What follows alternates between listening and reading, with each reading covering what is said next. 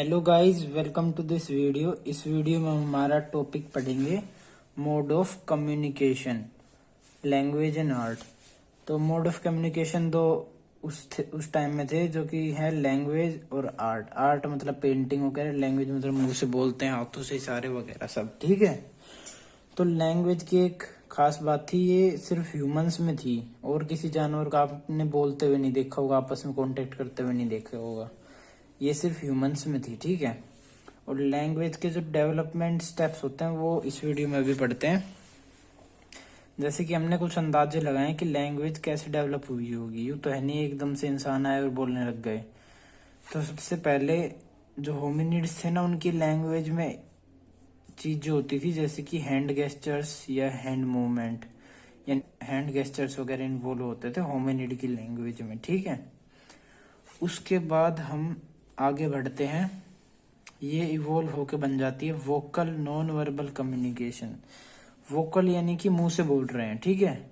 Non verbal यानी कि कोई वर्ड्स का यूज नहीं हो रहा, वर्ड्स यूज नहीं हो रहे। और कम्युनिकेशन यानी कि आपस में बात करना, यानी बिना वर्ड्स के यूज किए मुंह से बात करना। यानी कि किसी को रोकने के लिए आप ओए वगैरह नहीं कह देते, तो ये भी नॉन वर्बल कम्युनिकेशन का पार्ट है, वोकल। इसमें सिंगिंग और हमिंग वगैरह आती थी, जैसे कि ओए वगैरह ऐसे। और फिर ये इवॉल्व होके हम एक पॉइंट पाते हैं कि ह्यूमन स्पीच है ना, प्रोबेबली बिगेन विद कॉल्स, यानी कि कुछ कॉल्स हुई होंगी, जैसे कि like the ones that have been observed in among primates. Primates यानी कि जो मंकी वगैरह होते हैं, जैसे मंकी वगैरह खिर खिर नहीं करते रहते। तो इस पॉइंट में कहा गया है कि ह्यूमन स्पीच है ना, वो ऐसी कॉल्स से इवॉल्व हुई होगी और अब जाके बिल्कुल लैंग्वेज बनी होगी। जैसी जो कॉल्स फिलहाल हम मंकी में देख सकते हैं, मंकी वगैरह में देख सकते हैं, जैसे वो आपस में खिर खिर करते रहते हैं, कुछ कुछ बोलते रहते हैं, लेकिन हमें समझ नहीं आता, उनको भी ऐसी कॉल्स होती हैं वो बुलाने की, ठीक है, उनकी। तो ऐसी कॉल्स से हमारी ह्यूमंस की लैंग्वेज इवॉल्व हुई होगी। ये थर्ड पॉइंट है। उसके बाद ना फोर्थ पॉइंट में है कि इससे स्टार्ट हुई होगी कॉल्स वगैरह से, और फिर ग्रेजुअली हमारी जो डेवलप लैंग्वेज है इसमें डेवलप हो गई होगी, ठीक है। उसके बाद है कि how did spoken language emerge, कि कैसे इमर्ज हुई। हमें कैसे पता कि इस पॉइंट से इमर्ज हुई, कैसे कैसे। तो बहुत सारी पॉसिबिलिटीज बनेंगी। तो इस हमारी जो एनसीईआरटी इसमें 3 पॉसिबिलिटीज दे रखी हैं, ठीक है। पहली पॉसिबिलिटी है कि जो होमो हैबिलिस है ना, हमें इसके स्कल वगैरह से और इस दिमाग वगैरह जो स्कल मिला है ना हमें इसका एविडेंसेस में, उससे पता चला है कि इसके ब्रेन में कुछ सर्टेन फीचर्स थे एक्स्ट्रा। ऑस्ट्रेलोपिथेकस के बाद आता है ना ये, तो उससे कुछ एक्स्ट्रा सर्टेन फीचर्स थे जिससे ये बोलने के लायक बन पाया, made it able to speak. यानी कि ऑस्ट्रेलोपिथेकस, उसके बाद आता है होमो हैबिलिस। ऑस्ट्रेलोपिथेकस में वो फीचर्स नहीं थे, होमो हैबिलिस में वो फीचर्स आ गए, जिस वजह से वो बोल पाया। तो हम एक ये पॉइंट समझते कि वो बोल पाया मतलब लैंग्वेज बना ली होगी। Thus language may have developed as early as 2 million years ago. 2 million years ago मतलब होमो हैबिलिस का टाइम पीरियड, ओके। फिर हमारी दूसरी पॉसिबिलिटी बनती है कि बोलने के लिए ना वोकल ट्रैक्ट का इवोल्यूशन होना इम्पोर्टेंट था। वोकल ट्रैक्ट यानी कि जो हमारे गले गले गले में जो एडम एप्पल होता है, आपने साइंस में पढ़ा होगा, उसका इवोल्यूशन होना जरूरी था।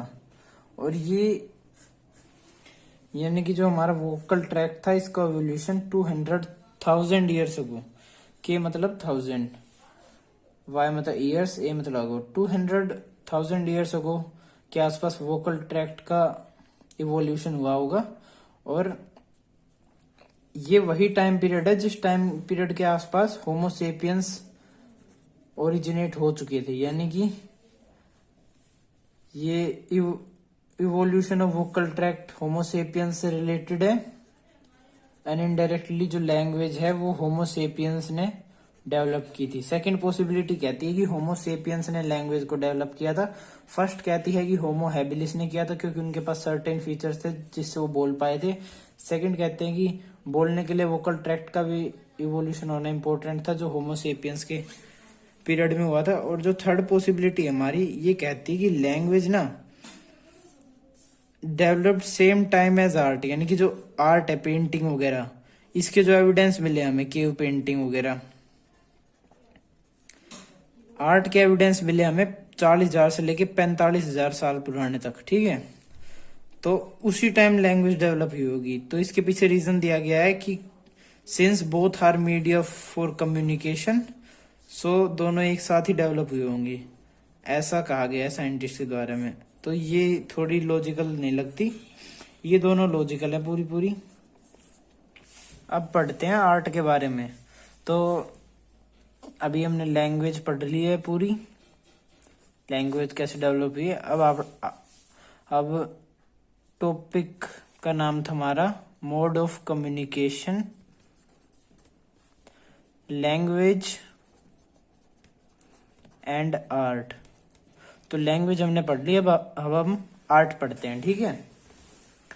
तो सबसे पहला हमारा एविडेंस मिला था अल्टामिरा केव साइट है एक स्पेन में, अल्टामिरा केव साइट स्पेन में। यहाँ पे एक आदमी रहता था, आर्कियोलॉजिस्ट था, मार्सिलोनो सांस डे सोटुला, मार्सिलोनो सांस डे सोटुला नाम का एक आर्कियोलॉजिस्ट रहता था। इसका नाम वैसे इतना इम्पोर्टेंट भी नहीं है, फिर भी याद करना तो कर लेना।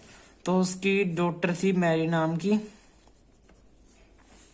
Found painting on the cave wall in November 1879। उन्होंने उसकी बेटी को एक केव में खेलते हुए एक पेंटिंग मिलती है केव वॉल पे नवंबर 1879 को। फिर जो हमारा आर्कियोलॉजिस्ट था वो पब्लिश कर देते एक बुकलेट कि हमें पेंटिंग मिली है ऐसे ऐसे, और ये बहुत पुराने टाइम की है, हमें केव पे मिली है। लेकिन 20 सालों तक, for 2 decades, this booklet, this painting was dismissed bye European archaeologist. European archaeologist इसे मना करते रहे कि नहीं भाई ये कोई पुरानी पेंटिंग नहीं है वगैरह वगैरह। अब ऐसा क्यों था, वाई? क्योंकि उनका कहना था यूरोपियन आर्कियोलॉजिस्ट का कि ये पेंटिंग बहुत अच्छी है, too good to be ancient. अब पुराने इंसान इतनी अच्छी पेंटिंग नहीं बना सकते थे, तो उन्होंने ये रीजन दिया। और वैसे ऐसा क्या था कि वो इतनी अच्छी थी, टू गुड?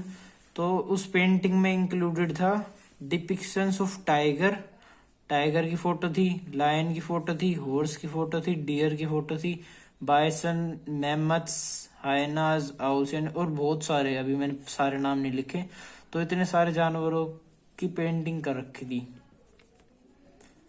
तो वैसे बिलीव नहीं होता कि उस जमाने के इंसान इतनी सारी पेंटिंग दीवारों पर कर लेते थे, आजकल के बच्चों से भी नहीं होती इतनी। तो फिर अनदर केव साइट आती है, ये पहली अल्टामिरा केव साइट। फिर एक और केव साइट आती है जिसका नाम है लेस्कोक्स एंड चोवेट। ये 2 केव साइट है, ये फ्रांस में है, ठीक है। इनके बारे में एनसीईआरटी में कुछ नहीं दिया, बस नाम दिया, आपको याद कर लेना, ठीक है। उसके बाद आते हैं डेटिंग ऑफ पेंटिंग की। जो पेंटिंग मिली है हमें, इतने सारे हॉर्स, डियर, टाइगर वगैरह हैं, और इधर भी पेंटिंग मिली है, तो इनकी डेटिंग कितनी है? तो इनकी डेटिंग की गई और इनकी डेट निकली 30,000 ईयर्स एंड 12,000 ईयर्स के बीच में, यानी कि ये बहुत पहले के इंसानों ने बनाई थी। तो उनका ये जो जिस ग्राउंड पे उनने कहा था कि ये पेंटिंग नहीं है, too good to be ancient, ये प्रूव हो गया गलत जब उसकी डेटिंग की गई, और डेटिंग निकलती है 30,000 years ago and 12,000 years ago के बीच में, ठीक है। अब वो पेंटिंग क्यों करते थे भाई? उस टाइम के इंसानों को क्या जरूरत पड़ गई पेंटिंग? उनका तो बस मेन मोटिव था सर्वाइवल, तो पेंटिंग की क्या जरूरत पड़ गई उन्हें? Why they did painting, okay. तो इसके हमने 2 एक्सप्लेनेशन निकाले हैं, अलग अलग हैं, ठीक है। तो पहला एक्सप्लेनेशन है कि पेंटिंग और हंटिंग ऑफ एनिमल्स है ना, वो वर associated with rituals and magic, कि लोग रिचुअल्स और मैजिक में भरोसा रखते थे। या फिर इसी को दूसरे शब्दों में कह ले, act of painting could have been a ritual to ensure a successful hunt, यानी कि किसी जानवर को मारने जा रहे तो उसकी पेंटिंग कर दी ताकि उससे अच्छा मार पाए हम, सक्सेसफुली हंटिंग कर पाए हम, ठीक है। फिर हमारा आता है सेकंड एक्सप्लेनेशन। सेकंड एक्सप्लेनेशन कहता है कि जो केव्स है ना, वो मीटिंग प्लेस थी ग्रुप्स की, बहुत सारे ग्रुप्स आते थे, ट्राइबल ग्रुप्स, ठीक है। वो बहुत सारे ट्राइबल ग्रुप्स मिलके जाते थे वहां पे।